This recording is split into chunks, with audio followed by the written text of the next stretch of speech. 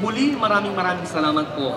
Sa oras pong ito ay dapat nating isasagawa ang pagpapalingningas ng sulo ng pagkakaisa ng 2012 STCA Meet. Subalit napakapalad po tayo sapagkat patay na po ang alam. Subalit ang init ng pagkakaisa ay patuloy na nagliliyab sa bawat isa, sa puso ng bawat isang Calabarzon.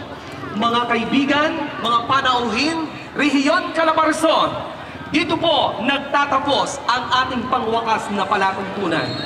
Baunin po ninyo ang masasayang karanasan na inyong natamo sa inyong paglagi sa loob ng isang linggo sa lalawigan ng Laguna. Kung ano po ang aming naging kakulangan, ay kayo na po ang bahalang magpuno. Hangad po namin ang inyong matiwasay at ligtas na pagbiyahe pabalik sa inyong tahanan. Pagpalain po tayo ng dakilang lumikha at mabuhay ang Calabarzon! Pasasalamat din po sa Provincial Information Office at Kabalikat Civico. Muli, ang aming pong pasasalamat sa Provincial Information Office at Kabalikat Civico. Gayun din po, nais po namin ipaalam sa inyo, nakapili po natin ang Provincial Administrator ng Laguna, Attorney Leonardo Ragasa Jr. Maraming salamat po, sir.